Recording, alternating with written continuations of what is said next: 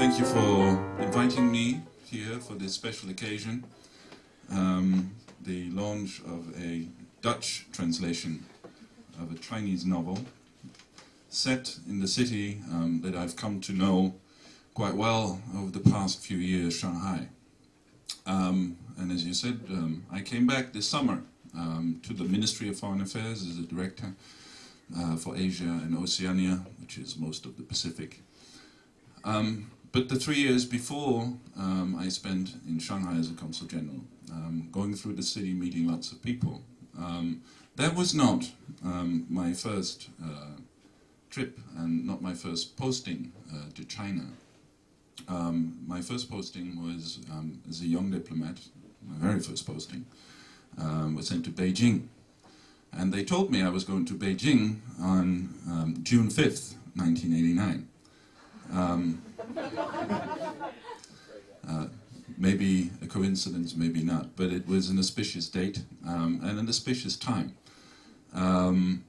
Because when I heard this news that I was sent to Beijing, I hardly knew anything about China at all. So the first thing I did was go, I was in The Hague, so I couldn't come to Athenaeum, where I'd been spending many, many hours as a young student in the 80s. But I went to the bookstore in The Hague and was looking for a book on China. And there were not that many books on China. You'd be surprised. Today you will find walls of books on China. But then I could only find a few. And the books that I found that are still with me, one of them was Alive in the Bitter Sea by Fox Butterfield, who had been the correspondent for the New York Times in the 80s. And another interesting book at the time was Riding the Iron Rooster by Paul Theroux, the travel writer, who had traveled by train through China in the 80s. And so they had written books, and another one was by Judith Shapiro and Han Sheng, who were briefly a couple, American-Chinese, and it was Son of the Revolution. So those were three books, and basically the only ones, at least, that I could find at that point. I bought them, I read them, and they are all dealing with the aftermath and the reminiscences of the Cultural Revolution. And the Cultural Revolution is one of the central elements, I think, of Tao Yue's novel. And many of you are familiar, certainly our Chinese friends here, and maybe they're not, but I'll come to speak of that. Chinese refer to this as something like the times of turbulence. It's a very vague notion, things weren't all right. But what was not all right is less clear. But reading the books and history books, and a lot of you probably know about this, it was a time of great upheaval in China. Between 1966 and 76, when Mao died and the Gang of Four was arrested, China's society, in a way, was turned upside down. So teachers were accused by their pupils. Students were riding for free on the trains through the country. Red Guards were doing it. So there was a breakdown of the political system to a sense, but certainly of society and how it was put together. And this has pained a great many Chinese of, let's say, the previous generation, the younger generation. Most of these people are blissfully unaware, and I think this is also a theme in the book. So after the Cultural Revolution came to an end and the Gang of Four was put behind bars, the great forgetting set in for most people. Because there was no official debate about the causes, about what it had done to people, and perhaps it didn't fit, or it doesn't fit, Chinese culture, you know, where you have to eat bitterness, 口苦.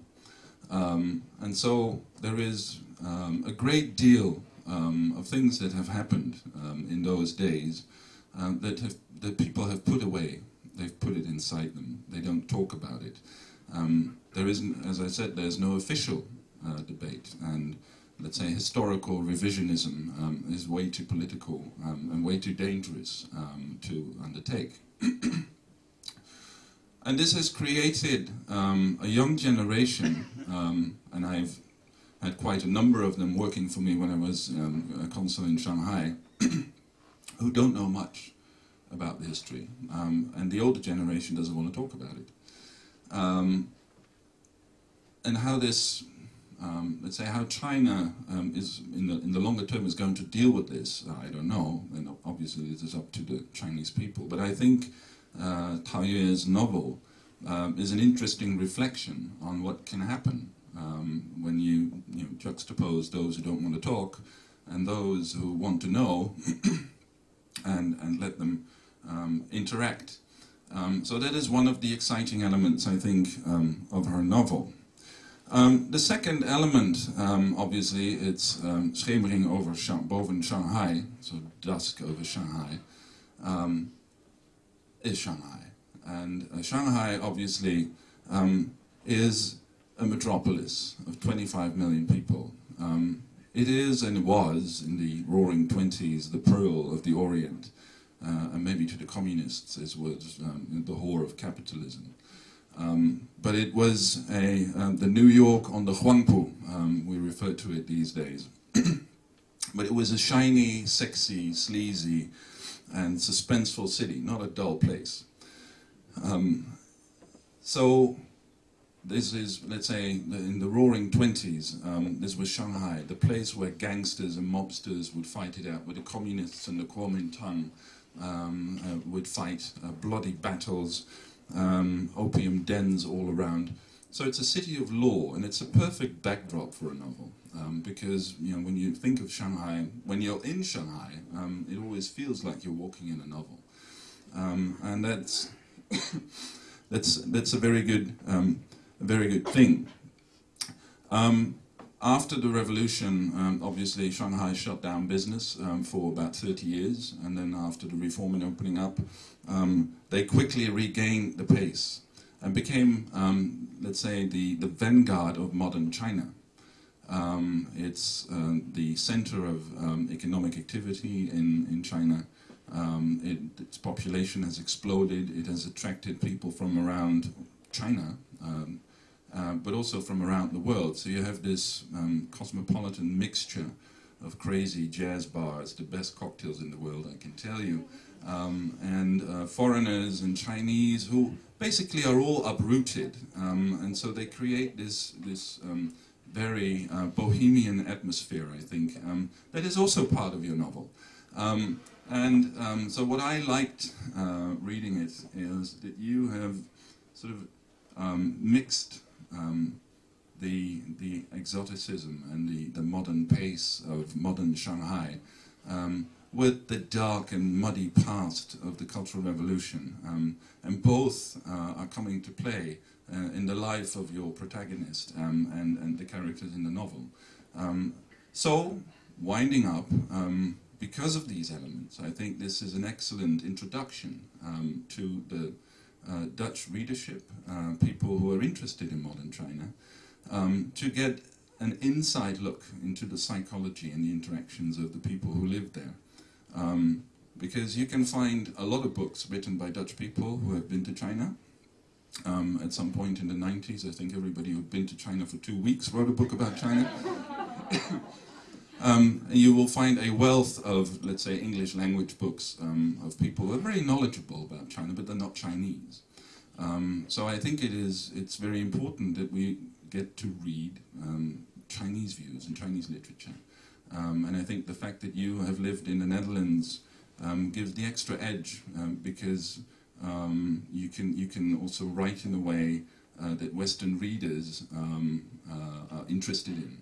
It's not, there can be wonderful Chinese novels, but written in a way that for Western audience is very difficult to come to grips with. But you've succeeded, and congratulate you on that. Finally, I would like to thank the Geus and Oxfam Novib for making this possible and for providing this window on this very interesting world. And they allow you to travel to Shanghai in your thoughts, but I advise you then afterwards to go there yourself. Thank you.